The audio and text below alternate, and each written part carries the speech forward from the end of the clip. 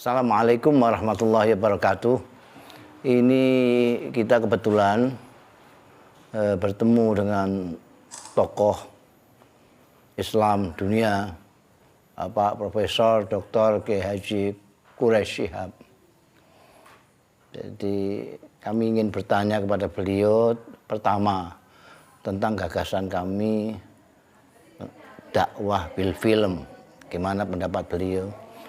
Kemudian yang kedua, kami ingin minta nasihat untuk saudara-saudara kita kaum muslimin, muslimat, terutama di Indonesia, bagaimana menyikapi kondisi situasi keberagamaan yang seperti sekarang ini.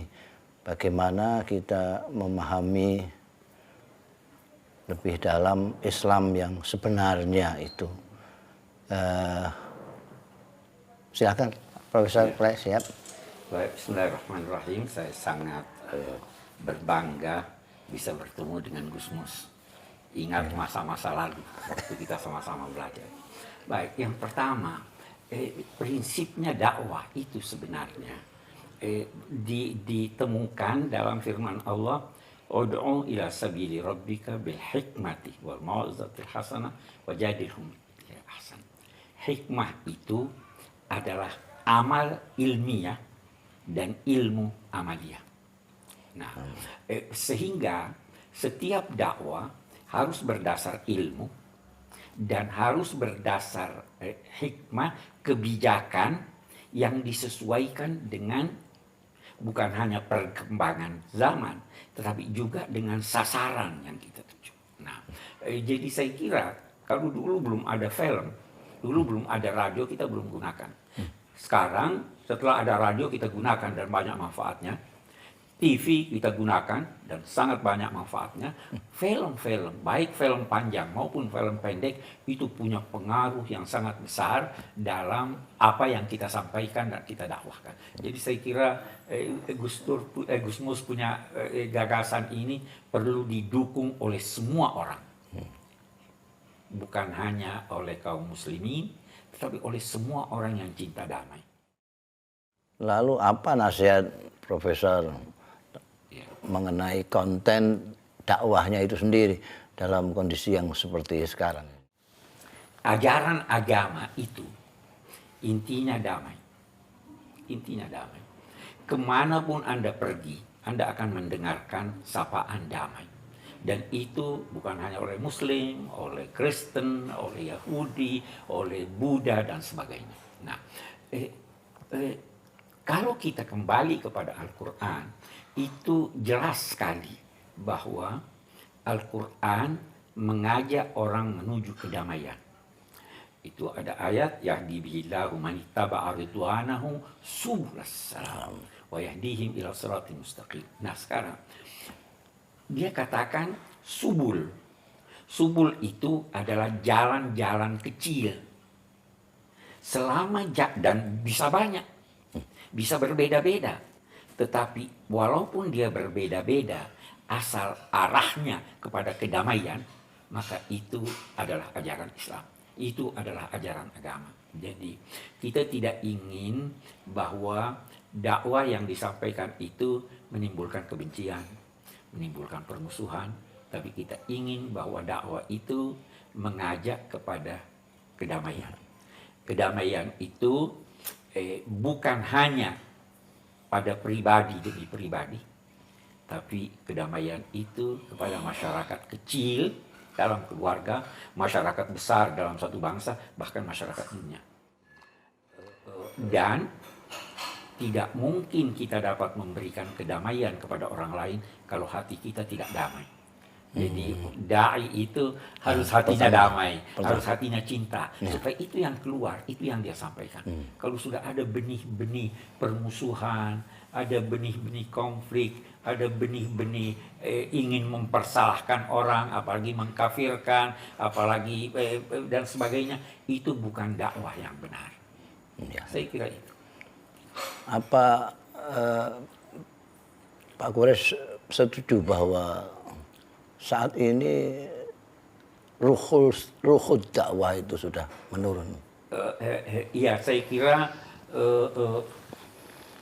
dakwah belum terlaksana sesuai apa yang semestinya. Banyak kekurangan. Yang pertama, yang saya ingin garis bawahi, seringkali dai itu turun ke tingkat sasarannya. Sasaran senang, ketawa. Sasaran senang ini, dai turun ke sana, menjadilah dia penghibur. Iya. Padahal mestinya dai itu meningkatkan sasarannya ke tingkat yang lebih tinggi. Ya. Sukses dakwah itu tidak diukur dari gelak tawa orang, tidak juga oleh ratap tangisnya, tapi diukur apakah bertambah pengetahuannya. Kalau bukan pengetahuannya, apakah bertambah kesadarannya untuk menjadi muslim yang baik, menjadi bangsa yang baik, warga negara yang baik. Itu dakwah. Ya. Jadi mungkin ada kekurangan kita dalam berdakwah ini. Bahkan bisa jadi ada dakwah yang justru bertentangan. Ada dakwah, ada yang pendakwa yang tidak mempersiapkan diri untuk menyampaikan sesuatu sehingga dia salah. Ada dai yang tidak malu berkata saya tidak tahu. Ya. Ada dakwah yang sedemikian keras, padahal agama berkata bersikap lemah lembutlah. Ya. Iya kan? Nah, ini yang kita bisa temukan paling tidak dari sebagian mubalik kita, dari dai kita. Lalu harapan dari Profesor? Saya mengharapkan mungkin peranan yang pertama, peranan kiai-kiai kita, ulama-ulama kita, cendekiawan kita, agar bisa menularkan kedamaian itu kepada masyarakat. Jadi janganlah ada dai yang saling mempersalahkan, walaupun itu salah, tapi jangan persalahkan itu depan umum. Itu kan bisa baik-baik, kita bisa diskusi. Itu harapan saya yang pertama. Harapan saya yang kedua menyangkut dakwah ini, saya ingin berkata begini.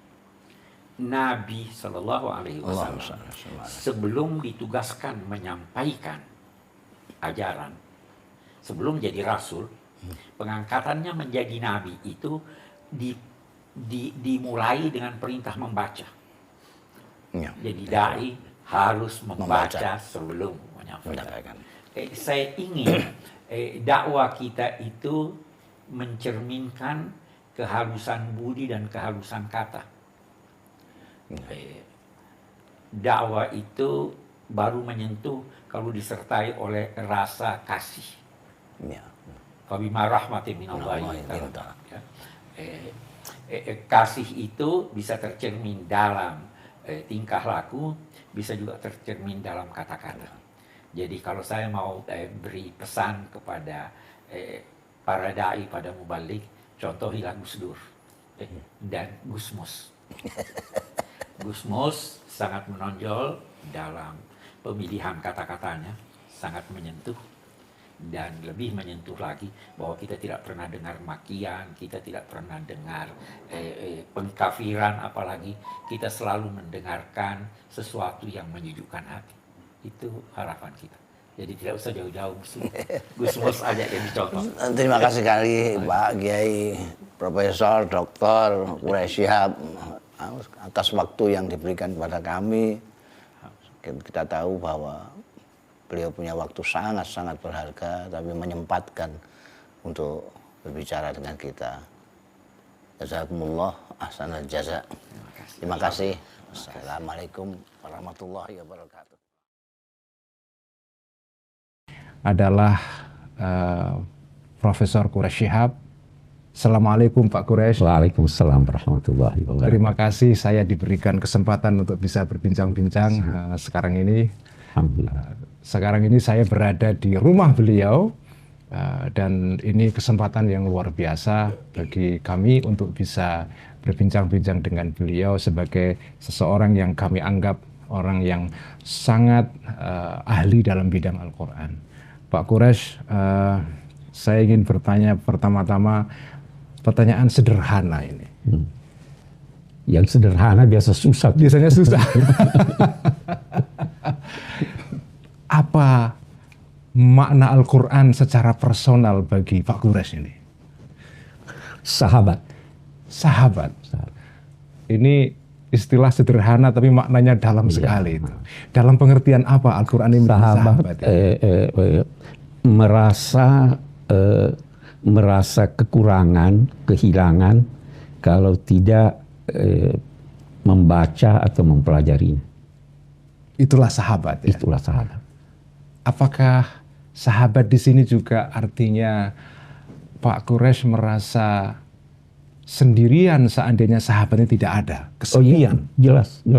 Ya. Karena itu saya tidak ingin berbicara tentang diri saya, tapi saya ingin katakan begini, sahabat itu selalu hadir bersama sahabatnya, walaupun fisiknya tidak hadir. Dengan bersahabat dengan Al-Quran, dia akan menyampaikan kepada Anda rahasia-rahasianya yang tidak dia sampaikan kepada yang bukan sahabatnya. Itu. Jadi sahabat ini adalah orang yang bisa berbagi sesuatu yang sangat rahasia. Yang sangat rahasia. Ya tentu sahabat bertingkat-tingkat ya. Yeah. Mungkin saya kalau berkata sahabat, saya berusaha untuk menjadi sahabat sekarib mungkin, tapi belum tentu sahabat ini menganggap saya sebagai sahabat. Sebagai sahabat ya, sebagai sahabat yang karib paling tidak. Yeah. Karena semakin dekat seseorang kepada sahabatnya, semakin dia merasa tidak bisa berpisah dengannya. Semakin tidak bisa berpisah. Semakin tidak bisa berpisah dengannya. Nah, sahabat ini kan kadang-kadang punya misteri yang kita tidak bisa menyelami seluruhnya. Iya. Kadang-kadang sahabat ini walaupun kita bersahabat dalam waktu yang lama, tetapi tetap ada sesuatu yang kita tidak seluruhnya bisa memahami. Apakah ada rahasia-rahasia Al-Quran yang Pak Quraisy masih merasa belum bisa menjangkau itu? Sahabat ini ya? Pasti. Dan saya yakin tidak semua manusia bisa menjangkau kandungan Al-Quran. Sealim apapun orang, tidak mungkin dapat memahami firman-firman Tuhan. Sebagaimana halnya anak kecil, tidak mungkin dapat memahami ucapan-ucapan orang tuanya. Itu antar manusia, apalagi antara makhluk dengan Tuhan. Karena itu juga setiap saat Al-Quran bisa menampakkan makna-makna baru yang belum diketahui oleh pendahulu.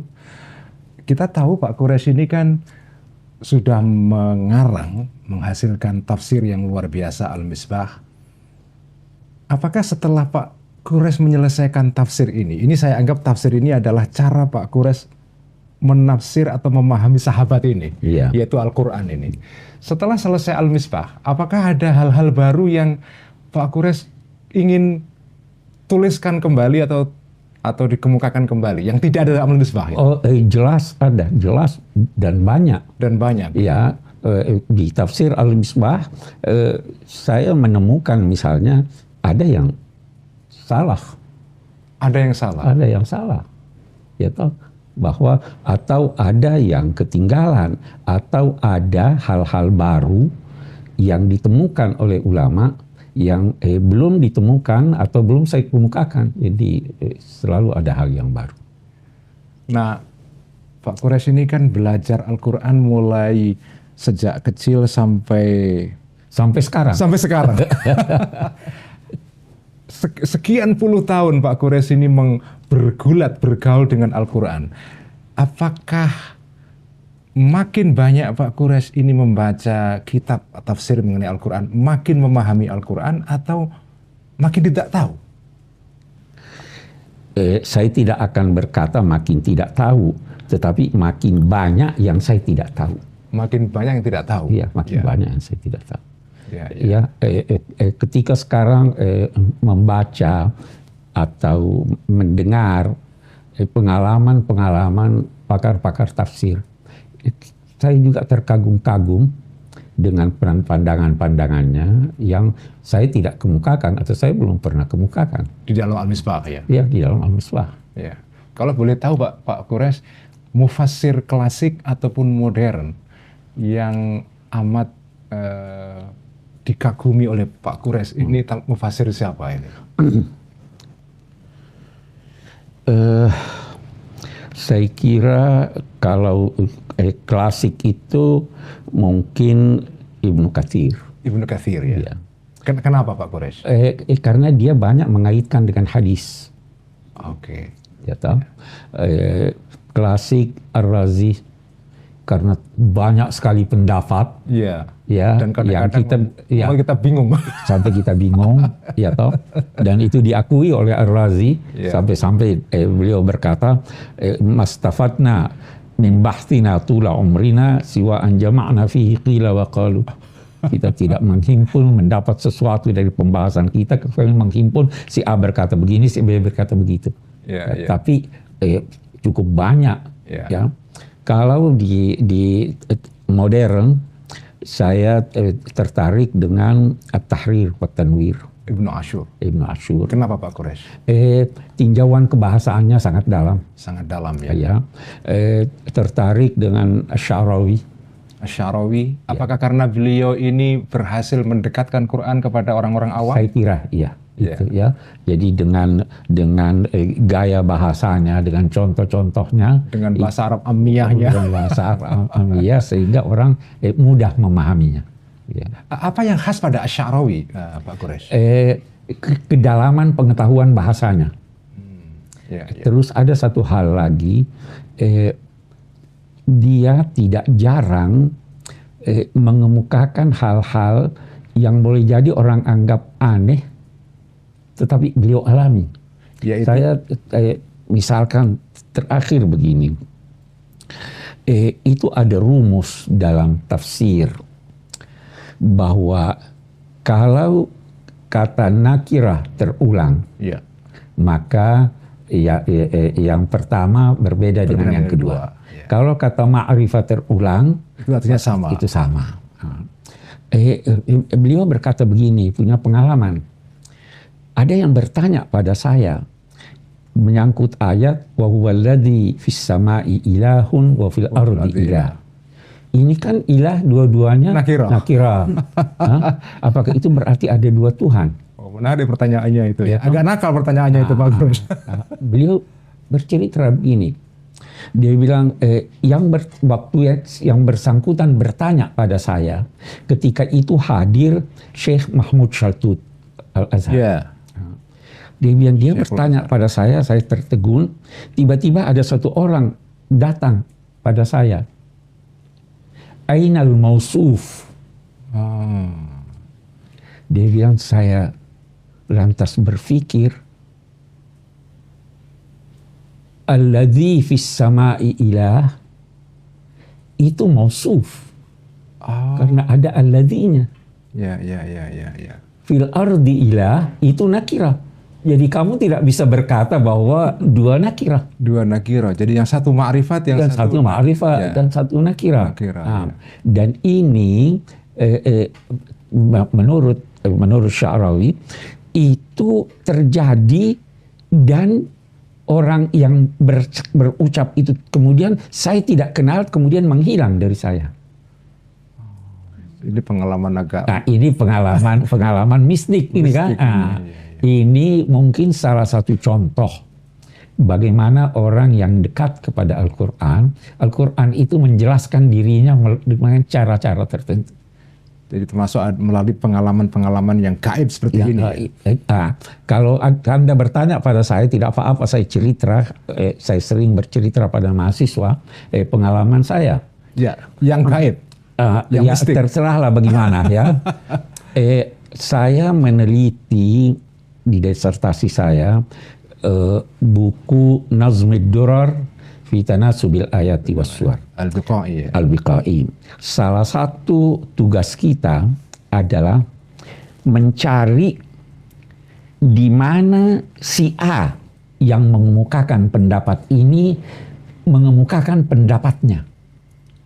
Misalnya, menurut Al-Ghazali begini. Tugas peneliti mencek di mana itu.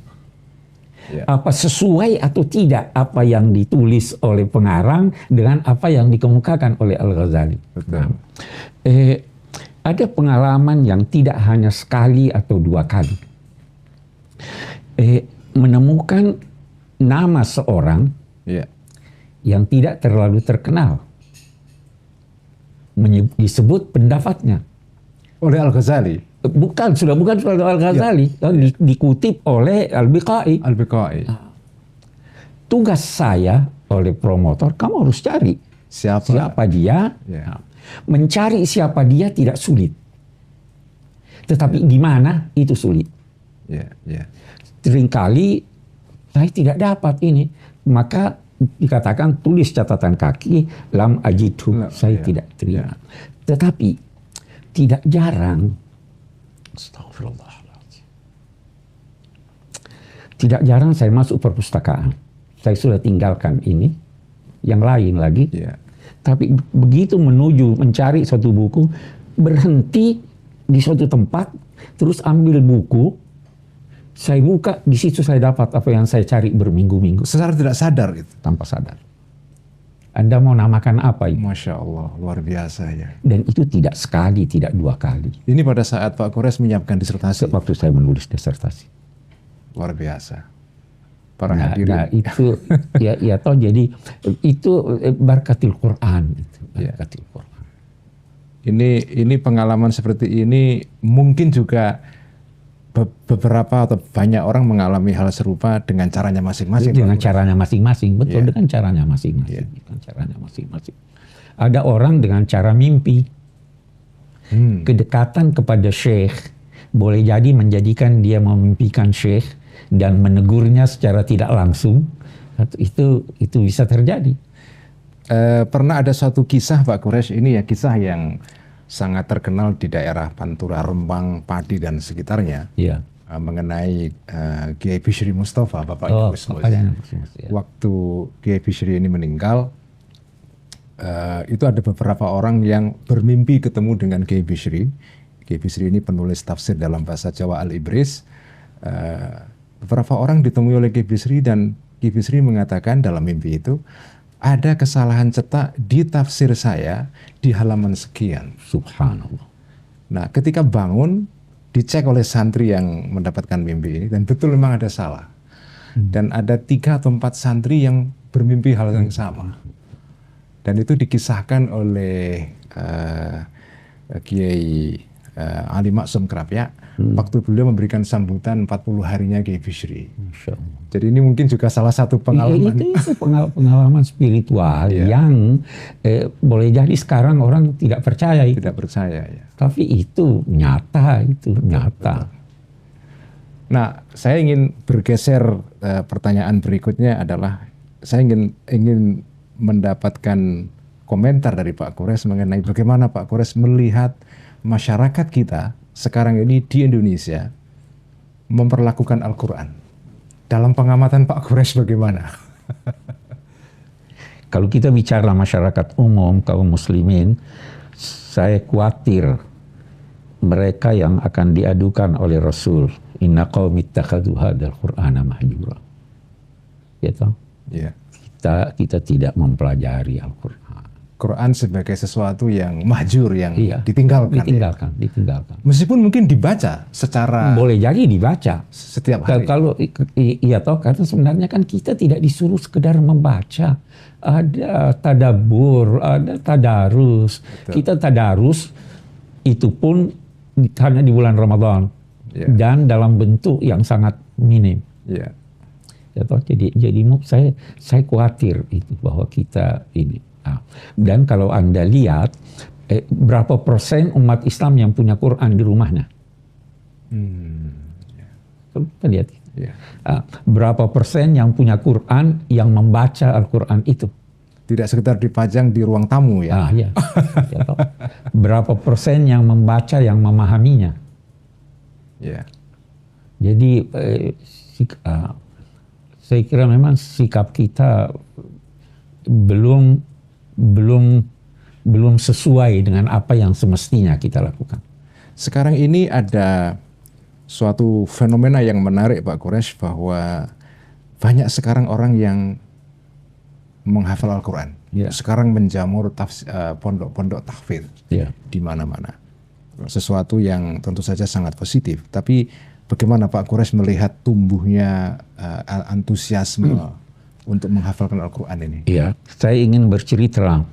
Guru saya Habib Abdul Qadir Bilfaqih, di pesantren kami itu setiap hari harus bahasa Arab. Di Malang ini ya? Di Malang. Ada seorang yang datang kepada beliau menanyakan bagaimana ini mengajar. Dia katakan, ya saya wajibkan mereka berbahasa Arab setiap saat. Terus dia, apa disuruh mereka menghafal Alfiyah? Jawaban beliau itu sangat menyentuh. Dia bilang, kalau saya suruh mereka menghafal Alfiyah, saya hanya menambah 1 eksemplar dari buku Alfiyah. Ya toh. Begini kita dengan Al-Quran. Kalau kita hanya hafal, hanya 1 eksemplar Al-Quran. Yeah. Dulu kita sangat membutuhkan menghafal karena Quran tidak ada. Sekarang di kapanpun, dimanapun ada. Anda buka HP mau cari ayat berapa, Anda dapatkan. Jadi kita di pusat studi Al-Quran itu tidak hanya menekankan, bukan berarti jangan hafal ya, tapi fahami.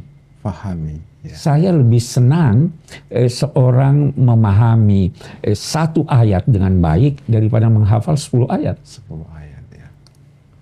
Nah, jadi saya kira kita jangan salah paham bahwa saya tidak setuju orang hafal, tapi saya ingin penekanannya karena arti hafal itu, hifzul Quran itu bukan hanya mengingat di ini, tetapi memeliharanya sehingga selalu bisa diamalkan sesuai dengan perkembangan masyarakat. Kalau menurut Pak Quresh, ayat dalam Al-Quran dalam surat Qaf kalau tidak salah, walaqad yassarnal Qur'ana lidzikri fahal mudzakir. Lidzikri di sini artinya apa, Pak Quresh? Zikir itu bisa bermacam-macam. Bisa berarti untuk diingat. Dihafalkan, bisa. Bisa berarti untuk menjadi peringatan. Peringatan bagi kita. Bagi kita. Yassarnal Qur'ana lidzikri untuk menjadi peringatan. Nah, kita tinggal melihat bagaimana supaya dia menjadi peringatan. Untuk menjadi peringatan, harus Anda pahami. Tanpa Anda pahami, Anda tidak bisa menjadi peringatan. Karena tanpa pemahaman, kita tidak akan bisa menjadikan Quran sebagai pengingat bagi kita. Iya, menjadi pengingat buat kita. Iya. Jadi lidzikri di sini tidak sekedar menghafal, tapi juga memahami. Memahami. Ya, sesuai dengan kata az-zikir dan sesuai dengan ayat-ayat yang berbicara tentang keharusan memahami, afala yatadabbaruna al-Qur'an, keharusan untuk menjadikannya pedoman hidup, dan itu zikir. Yang menarik juga dalam ayat yang lain ditegaskan juga fas'alu ahla dzikri. Fas'alu ahla dzikri. Ya, itu kan dia ulama, itu kan. Betul, ulama ya. Iya. Jadi di sini bukan sekedar orang yang hafal. Bukan sekedar orang yang hafal, bukan sekedar. Iya toh. Jadi zikir itu bisa berarti menghafal, bisa berarti dari segi bahasa, bisa berarti menyebut. Iya. Dan itu kait-mengkait. Kalau Anda menghafal, Anda mudah menyebutnya. Kalau Anda menyebut sesuatu, Anda bisa teringat dengan itu. Ya. Jadi lidzikri di sini artinya menghafal dan sekaligus memahami. Sekaligus memahami. Jadi sekarang ini fenomena antusiasme menghafal Al-Quran di kalangan anak muda ini perlu diberikan tambahan pemahaman. Betul. perlu diberikan. Perlu ada tugas baru dari ustadz-ustadz kita memberi ini. Saya kira paling tidak juz amma deh. Yang dipahami ya? Yang dipahami. Karena itu hampir sehari-hari kita bacakan dalam Kita baca, ini. Ya. Karena di situ surat-surat pendek. Surat-surat pendek. Kan? Ya. Nah ini berbicara mengenai soal surat-surat pendek. Apa namanya, dalam juz 30 ini Pak Quraisy ini. Ini kan surat-surat yang kalau kita lihat dari aspek kebahasaannya sangat indah ya. Betul. Sangat indah ya. Secara personal, bagaimana Pak Quraisy menghayati juz amma ini ya? Apa makna surat-surat pendek ini bagi Pak Quraisy? Baik dari segi bahasa maupun isi. Sulit menjawabnya karena sangat kaya itu. Sangat kaya kita. Baik, kalau dari segi bahasa kita lihat betapa telitinya kata-kata yang dipilih. Saya teringat guru saya nih pernah berkata begini, ada seorang non-Arab berkata, buat kami sulit menyebut inna a'tainakal kautsar karena ain. Bagaimana kalau diganti dengan inna atainakal kautsar? Ini baru belakangan pengalaman sekarang atau dulu? Iya. Ya, waktu kuliah di Mesir. Waktu saya di Mesir. Inna atainaka. Kan dia katakan sama saja atainaka wa atainaka. Dia bilang tidak, berbeda. Atainaka itu memberi tapi tidak menjadi milikmu. Atainaka itu memberi dan menjadi milikmu. Jadi ini ada nuansa bahasa yang berbeda. Dan itu banyak sekali kita temukan di dalam Al-Quran. Ini menarik sekali. Karena itu bahwa ayat surah-surah pendek itu sangat indah dan sangat puitis ya? Iya, puitis. Karena memang masyarakat Mekah seperti itu, beda dengan masyarakat Madinah. Masyarakat Mekah lebih mencintai puisi ya? Iya, syair. Lebih dengan syair-syairnya, dengan bahasanya dan sebagainya. Jadi Al-Quran turun menyesuaikan itu. Karena itu mereka terkagum-kagum waktu ini. Ya, paham. Bagaimana Pak Quraisy melihat perkembangan studi atau kajian Al-Quran di kalangan masyarakat ilmiah kita? Pak Quraisy kita tahu pasti mengajar juga di perguruan tinggi. Sekarang apakah masih mengajar di UIN Pak Quraisy? Enggak lagi. Sudah enggak ya. Tapi sejauh Pak Quraisy tahu bagaimana melihat bagaimana Al-Quran itu dikaji di Indonesia, apakah perkembangannya cukup baik atau? Iya, mudah-mudahan makin maju, tapi saya kira belum sampai kepada tingkat ideal. Betul. Saya sekian tahun yang lalu pernah menulis atau katakanlah menanggapi cara pengajaran tafsir di perguruan tinggi. Kritik Pak Quraisy apa? Yang terjadi itu silabinya dipilih berdasar kandungan ayat. Maudhu'i. Bukan metodenya. Jadi dipilih ayat-ayat menyangkut salat, ayat menyangkut zakat. Itu misalnya ayat menyangkut akidah. Saya kurang setuju itu. Kenapa Pak Quraisy? Yang pertama, ayat menyangkut salat atau menyangkut akidah sudah diajarkan di dalam pengajaran fikih, pengajaran akidah. Jadi berulang. Yang saya usulkan, kita tidak memilih ayat berdasar kandungannya, tetapi berdasar kaedah penafsiran dan bahasa yang ada pada ayat itu. Jadi misalnya kita pilih kaedah-kaedah seperti tadi. Kalau nakira berulang, betul. Nah, kita pilih kata-kata ini a'tainaka, ini maknanya. Jadi begitu kita menemukan kata a'tainaka, kita tidak perlu ulang karena mereka sudah tahu artinya. Sudah tahu kaidahnya. Ya. Nah, Jadi serupa dengan mengajar kaidah nahwu. Ya toh, ini akan jauh lebih baik daripada mengajar dengan memilih ayat-ayat. Karena kalau kita pilih ayat-ayat, berapa ayat sih dalam satu semester yang bisa diajarkan? Betul. Tapi kalau kita mengajarkan kaidah-kaidah penafsiran, itu akan sangat membantu. Dan akan mendapatkan banyak ayat ya? Akan mendapatkan dalam banyak satu kaidah. Iya, dalam satu kaidah. Betul.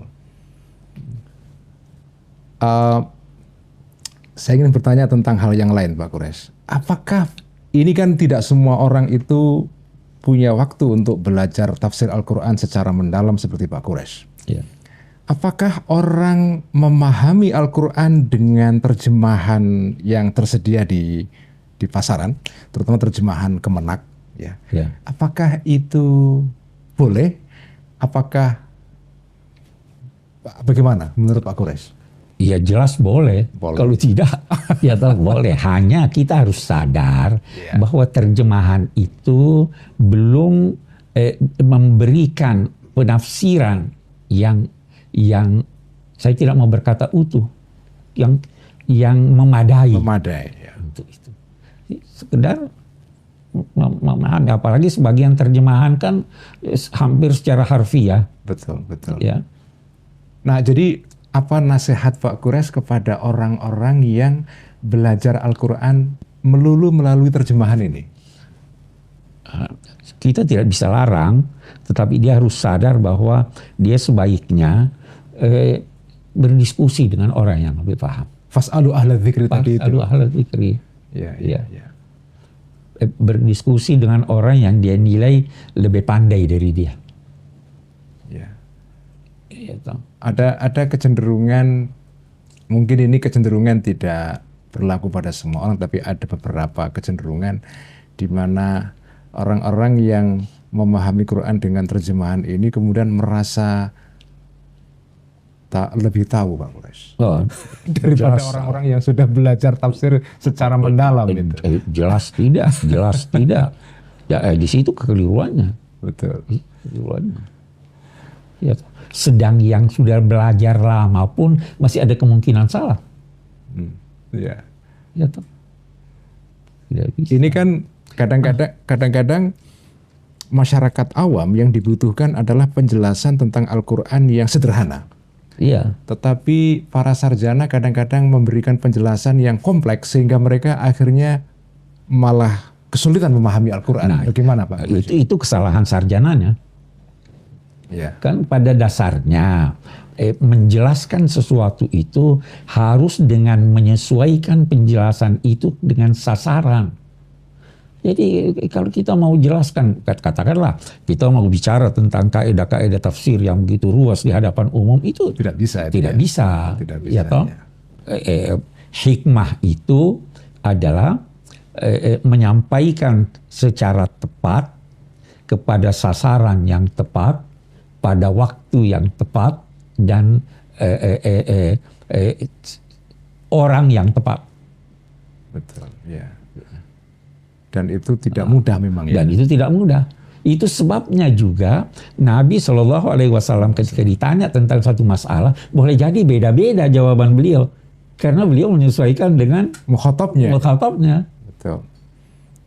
Nah, itu mungkin yang menjelaskan kenapa Syekh Mutawalli Sya'rawi tadi itu begitu populer, karena orang paham semua, orang intelektual dan orang awam itu tertarik dengan apa yang beliau sampaikan. Ya. Dan mudah. Ya, betul sekali itu ya. Nah, di dalam Al-Quran itu ada ayat-ayat yang memang mengandung banyak semacam misteri, Pak Quraisy, dan itu biasanya menjadi kesukaan para mufassir untuk menunjukkan kepiawaiannya menafsirkannya. Salah satunya adalah surat dalam An-Nur, Allahu nurus samawati wal ardh. Ini ayat yang banyak ulama kira-kira berlomba-lomba untuk menjelaskan ayat ini ya. Ar-Razi juga menulis mengenai ini panjang lebar. Ya. Nah, kalau kita menghadapi ayat yang seperti ini, ayat yang mengandung banyak rahasia, bagaimana kita menjelaskannya kepada orang awam supaya mereka mudah menangkapnya? Bagaimana ketika Pak Quraisy ini menjelaskan ayat ini kepada orang awam? Kita jelaskan secara sangat sederhana, sangat sederhana. Iya. Ya. Jadi kembali lagi, apa yang kita jelaskan harus kita sesuaikan dengan sasaran kita. Dan kalau ayat-ayat yang berkaitan dengan seperti ayat ini Al-Amsal, itu harus disadari oleh semua orang termasuk ulamanya bahwa itu la yaqiluha illal alimun. Tidak memahaminya kecuali orang yang punya, orang yang sangat dalam pengetahuannya. Bukan cuma dalam, karena dalam bahasa Al-Quran berbeda antara ulama dan alimun. Bagaimana perbedaannya itu? Ini menarik ini. Ulama itu orang yang berilmu walau sederhana. Itu ulama. Itu ulama. Innama yakhsyallaha min ibadil ulama. Itu artinya adalah walaupun sederhana, yakhsha. Yakhsha, oke. Iya toh? Tetapi alimun itu orang yang sangat dalam pengetahuannya. Jadi Imam Syafi'i itu alimun, termasuk kelompok alimun, bukan ulama. Jadi di atasnya ulama ini. Di atasnya ulama. Itu sebabnya Allah menyifati dirinya dengan alimin. Ya, betul, ya. Dan alim itu yang mengamalkan ilmunya. Al-alim orang yang mengamalkan ilmunya. Ulama belum tentu mengamalkan ilmunya. Padahal ulama ini secara kebahasaan jamaknya kata alim. Jamaknya kata alim, tapi satu jamak muzakkar salim, satu jamak taksir. Jamak taksir. Ya. Karena itu ada ulama su. Bukan al-alimun, bukan al-alimun. Ini pengertian yang jarang kita sadari ini. Iya, apalagi sudah masuk dalam bahasa Indonesia, sudah dalam pengertian bahasa Indonesia yang membatasi ulama hanya pada orang-orang yang mendalam ilmu agamanya. Iya. Padahal Al-Quran ulama bukan hanya yang mendalam ilmu agamanya. Jadi wa ma yaqiluha illal alimun di sini tidak sekedar hanya yang tahu ilmu agama. Iya. Tidak hanya sekedar tahu sedikit. Iya kan? Nah, jadi menghadapi itu banyak sekali uraian menyangkut ini. Salah satu uraian yang bagus yang saya berusaha kutip di Al-Misbah itu pendapat Al-Ghazali tentang tingkat-tingkat pemahaman manusia. Iya kan? Iya. Nah, kalau boleh tahu Al-Misbah ini ditulis untuk mukhatab atau pembaca seperti apa Pak Quraisy? Untuk mahasiswa. Mahasiswa ya? Iya. Jadi bukan untuk orang awam. Mahasiswa S1 atau? Ya katakanlah S1. S1 harapannya ya. S1 ya, minimal S1 ya. Jadi memang ini membutuhkan dasar pengetahuan ya. Membutuhkan dasar pengetahuan. Memadai ya. Dasar pengetahuan. Walaupun saya berusaha untuk mempermudah redaksinya sehingga boleh jadi walaupun bukan S1 jadi begini, walaupun orang yang tidak mendalami ilmu agama, kalau dia memiliki kecerdasan yang cukup, insya Allah bisa memahami Al-Misbah. Tapi memang bukan buat orang di ibtidaiyah, bukan. Mungkin di sini bedanya antara tafsir Al-Misbah dengan tafsir Al-Ibris mungkin ya. Oh iya mungkin ya. Al-Ibris ini tafsir yang ketika saya baca ini tafsir para pemirsa, tafsir yang ditulis oleh ayahnya Gusmus ya. Tafsir Al-Ibris dalam bahasa Jawa.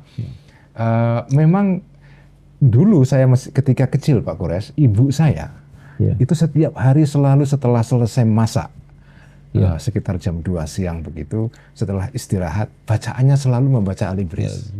Ditulis dalam bahasa Jawa dengan aksara Arab Pegon. Jadi ini mungkin kalau dalam tafsir klasik begitu, tafsir Al-Ibris ini Jalalain. Iya, Jalalain, saya kira ya. Nah, Al-Misbah ini mungkin Ibnu Katsir ya. Tidak juga, karena Ibnu Katsir lebih fokus dimasukkan dalam tafsir bil ma'thur. Bil ma'thur. Ya, sedangkan al-misbah itu bukan hanya al-ma'thur. Kita berusaha menghimpun antara al-ma'thur dan al-ma'qul. Al-ma'qul ya. Iya. Jadi tafsir bil ma'thur artinya tafsir yang menggunakan dalil-dalil naqli dan al-ma'qul yang menggunakan dalil yang rasional. Nah, saya ingin tema terakhir dalam pembicaraan kita ini, Pak Quresh, saya ingin bertanya tentang satu hal ini. Kita tahu sekarang ini perkembangan peradaban modern saat ini itu mengarah kepada peradaban yang sangat-sangat rasional. Anak-anak muda sekarang ini itu tumbuh dalam kultur atau budaya yang seperti ini. Budaya ilmiah, budaya sains, ya, budaya yang rasional. Nah, bagaimana Al-Quran dihadirkan untuk generasi yang seperti ini? Harus ditampilkan, dihadirkan dengan menyesuaikan uraian-uraiannya dengan jati diri manusia. Bagaimana itu maksudnya?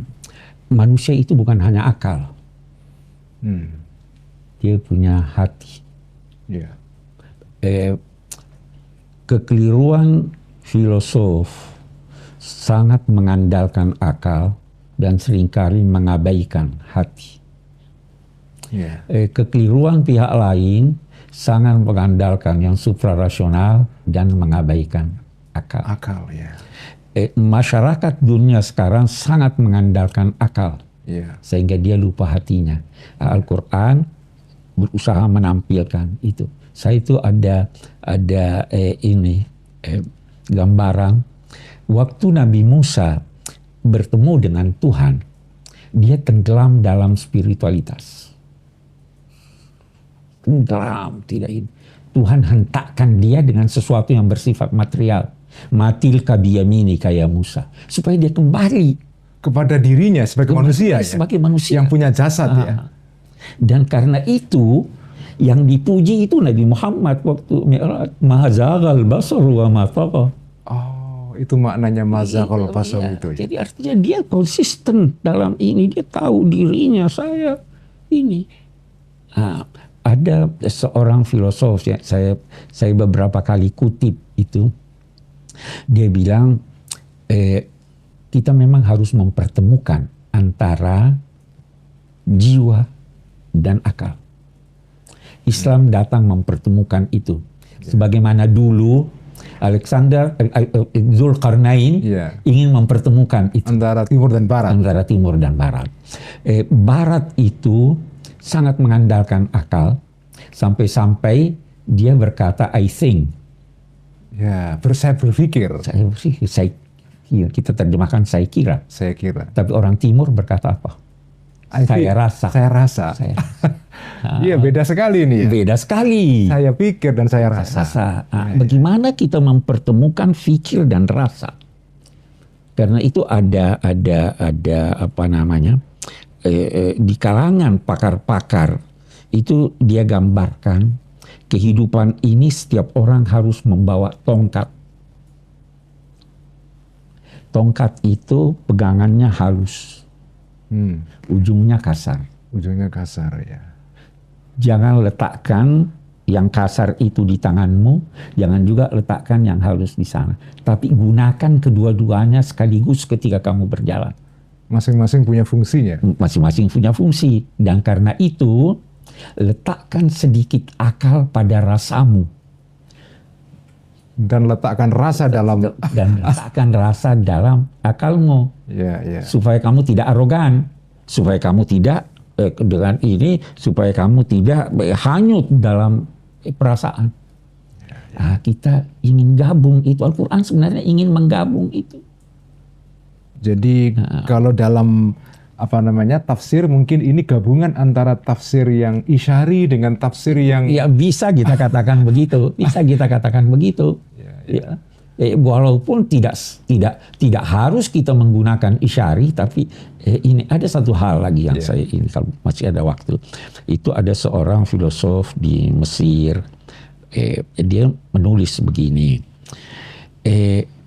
Kalau ada orang berkata bahwa di bawah tanah ini ada minyak atau ada ini, jangan percaya kecuali setelah Anda buktikan bahwa memang ada.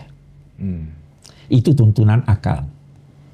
Kalau ada yang berkata bahwa di sini ada minyak, tapi dia katakan dia tidak bisa buktikan dan dia berkata ini saya mimpi ada minyak, maka jangan percaya itu. Ya toh? Ya, ya. Kalau saya berkata tidak begitu. Karena saya percaya ada mimpi yang benar. Ada mimpi yang benar ya. Ya kan? Ya, ya. Sekian banyak penemuan-penemuan ilmiah yang kebetulan. Ya. Dan mungkin kadang dimulai dari mimpi juga itu. Boleh jadi didahului oleh mimpi itu. Ibnu Sina berkata begitu kan? Betul, betul. Archimedes menemukan itu hukum-hukum itu bukan melalui pembuktian, kebetulan. Iya, iya. Nah, kebetulan ini, jadi saya tidak akan berkata bahwa harus percaya langsung, tapi jangan tolak. Jangan serta-merta. Jangan serta-merta karena ini tolak, itu boleh jadi benar, walaupun melalui mimpi. Iya. Nah, ini kita meletakkan sedikit rasa di akal. Iya, ya itu contohnya ya. Itu contohnya. Ya. Jadi kita menggabungkan antara rasa dengan kita mendampingkan dengan antara rasa dan akal. Dalam hal-hal tertentu, saya sering berkata, kalau dalam cinta dahulukan rasa baru akal. Tapi dalam perdagangan kita harus pakai akal. Harus pakai akal. Ini perbincangan dengan Pak Quraisy mengenai Al-Quran ini pasti tidak akan ada habisnya. Karena beliau ini hampir menghabiskan seluruh hayatnya di dalam Al-Quran. Mungkin tidak ada orang Indonesia atau sedikit orang yang seperti beliau ini. yang menghabiskan umurnya, masa hidupnya untuk menggeluti Al-Quran dan membuat Al-Quran ini bisa difahami oleh masyarakat. Kita beruntung di Indonesia mempunyai saya ingin menyebutnya Pak Quraisy sebagai tarjumanul Quran. Terlalu besar. Kalau Syekh Abdurrahab As-Singgili menulis tafsir dalam bahasa Melayu tarjumanul Mustafid, Pak Quraisy ini adalah tarjumanul Quran, orang yang menerjemahkan Al-Quran kepada bangsa Indonesia dalam konteks kehidupan yang kita alami sekarang ini. Mudah-mudahan. Dan terima kasih Pak Quraisy sudah bersedia berbincang-bincang kepada NU Online. Insya Allah ini akan membawa berkah kepada para pemirsa semua. Kita doakan Pak Quraisy terus panjang umur, diberikan kesehatan, dan bisa terus menerjemahkan Al-Quran kepada kita, kepada bangsa Indonesia, sehingga pesan-pesan Al-Quran ini bisa difahami dan terlaksana di dalam kehidupan nyata dalam masyarakat kita. Sekian perbincangan saya kali ini. Masih ada perbincangan saya berikutnya dengan para ulama, para tokoh-tokoh Indonesia tentang Al-Quran. Apa kabar nih? Ini ya. Waduh, ini kalau datang bawa hadiah. Ini kedatangannya lebih dari hadiah. Saya tahu jarang dia mau ketemu orang. Iya, betul kan? Iya, terakhir ada satu teman, dokter spesialis, dokter Profesor Nicholas. Dia itu keliling dunia untuk membedah. Dia bilang saya kepingin ketemu Gus Mohan. Dia bilang insya Allah kalau datang saya beritahu. Tapi saya tidak berani beritahu. Wal mar'ah sawa'un akanat ka'um am imra'ah muthaqqafah hiyal madrasatul lati tunshi'ur rijal wal usra hiyal labinal asasiyah li bina'il mujtama' in saluhatil labina saluhal wujud in saluhatil usra saluhal mujtama'. Ismahu li an ushira ila syai' masyhurun indana fi Indonesia. الزواج لا يمكن أن ينجح إلا إذا تساوى الزوجان في أمور ويختلف في أمر واحد، يتساوى في كونهما مخلوق له الحياة، والحياة هي الحركة والشعور والعلم المعرفة، فيجب أن يتساويا في شعورهما وفي حركتهما، ولا يخفي أحد على أحد في معرفة أي شيء يتعلق بالأمور الزوجية. هذه أولا. وثانيا كونهما يتساويان في الإنسانية. الرجل يتساوى مع المرأة في الإنسانية. إذا شعر أحدهما بأنه أعلى من الآخر يحصل العنف ويحصل الفشل في الزواج. والثالث يتساويان في كونهما يحب بعضهم البعض، فلا قصر في الزواج ولا نجاح في الزواج إذا لم يحب أحدهما الآخر. أما الذي يجب أن يختلف فيه فهو أنه زواج بين رجل وامرأة، لا زواج بين رجلين ولا زواج بين امرأتين. Bisakah saya mendapatkan penjelasan cerita sedikit tentang Syekh Jalaluddin Rumi yang kaitannya dengan tarikoh beliau yang menggunakan musik dan tarian? Betul, betul. Rumi ini orang Persia. Sajak-sajaknya luar biasa. Dan sajak-sajak tasawuf salah satu yang paling populer, sajaknya yang namanya Keluhan Seruling Bambu. Di situ dia menggambarkan bahwa ini seruling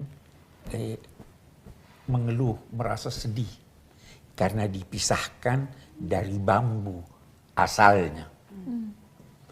Dia digunakan untuk menghibur orang, dia juga digunakan untuk menyampaikan belasungkawa kepada yang sedih. Tetapi tidak ada yang mengetahui bagaimana kesedihan dirinya sendiri yang terpisah dari asalnya. Ini filsafatnya Rumi, bahwa manusia itu terasing sebenarnya. Dia baru akan merasa senang kalau bisa kembali ke asalnya, kepada Tuhan. Di situ dia tapi sayangnya tidak ada yang mengerti dia, atau jarang yang mengerti dia. Baru di akhir-akhir itunya dia bilang memang hanya telinga yang terbuka yang mau membeli bahasa ucapan-ucapan yang indah. Kalau telinga tidak terbuka, dia tidak akan mendengar musik Anda yang indah. Ya kan? Ya. Nah, itu Rumi begitu. Nah, itulah dasar dari tasawufnya, bahwa kembali kepada Tuhan, kembali kepada kebenaran melalui apakah tarian, apakah suara yang indah dan lain-lain sebagainya.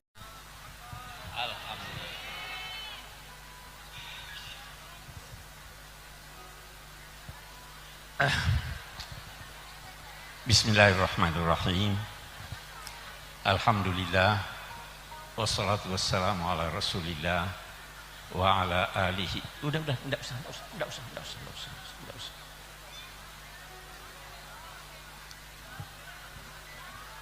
Alhamdulillah, wassalatu wassalamu ala rasulillah wa ala alihi wa ashabihi wa man wala. Habib Lutfi yang sama-sama kita hormati, Bapak-bapak, ibu-ibu, saudara-saudara sekalian, Assalamualaikum warahmatullahi wabarakatuh.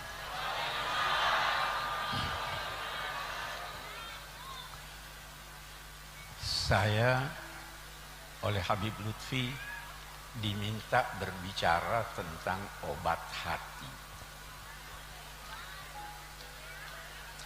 Obat hati itu zikrullah. Ala bizikrillahi tatmainnul qulub. Tapi saya ingin menjelaskan sedikit tentang arti zikrullah itu dan manfaatnya. Zikrullah, zikir itu artinya ingat atau menyebut. Apa yang disebut dengan lidah diingat oleh pikiran. Apa yang terlintas di pikiran itu diingat oleh hati. Yang sempurna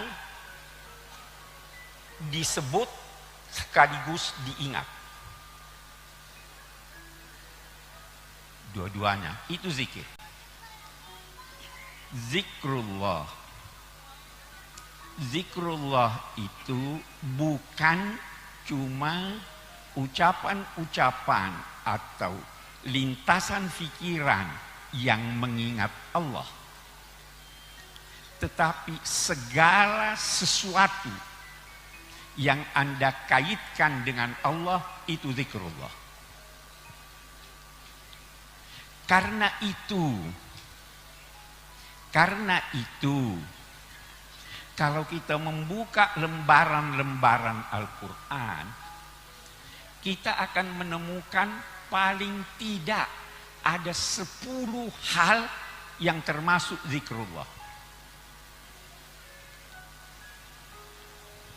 Allah memerintahkan mengingat dan menyebut-nyebut sekian banyak nabinya. Wadhkur fil kitabi itu berulang-ulang.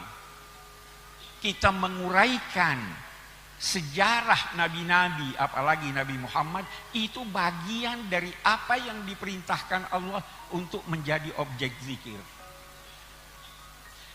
Belajar ilmu itu zikrullah.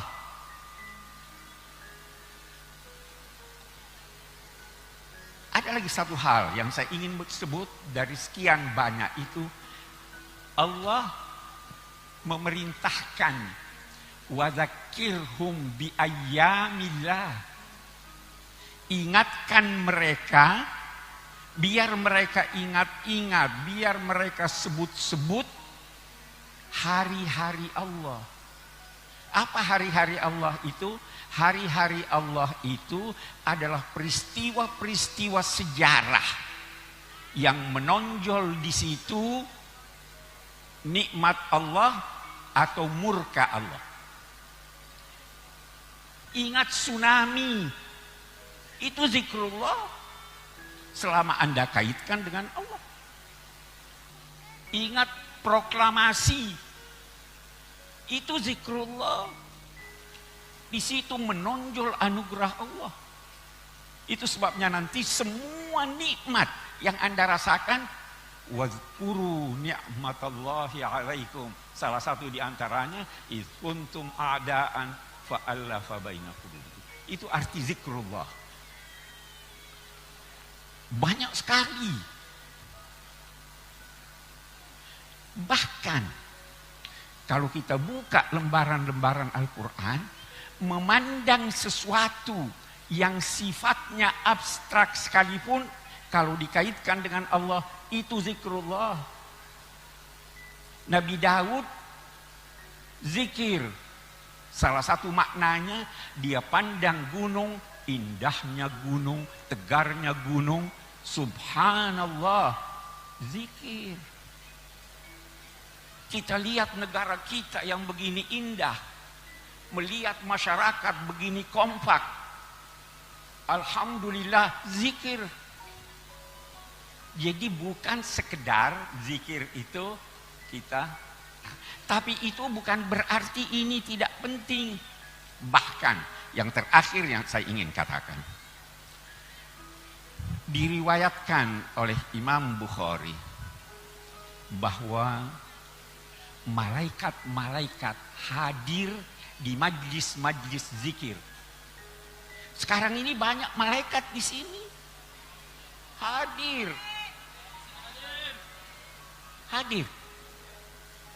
Setelah selesai, malaikat itu menuju Allah, menyampaikan bahwa kami baru hadir dari majlis zikir.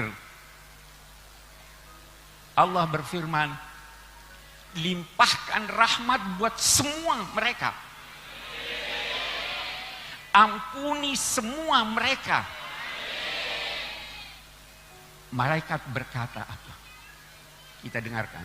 Ya Allah, ada orang yang hadir maksudnya bukan buat zikir. Maksudnya macam-macam. Mungkin mau cari satu orang, mau nagih utang. Bukan buat zikir kan? Mungkin mau cari satu orang, mau cari jodoh.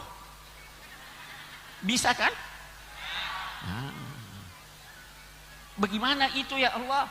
Ampuni juga dia, kasih juga dia rahmat. Dzalika qaumun la yashqa jalisuhum. Mereka yang berzikir dengan tulus itu, siapapun yang mendekat kepada mereka tidak akan rugi. Kita inilah. Itu sebabnya zikir adalah sesuatu yang amat penting, dan Allah berfirman, Uzkuruni azkurkum. Ingat saya. Waktu kamu senang, saya ingat kamu waktu kamu susah. Wassalamualaikum warahmatullahi wabarakatuh.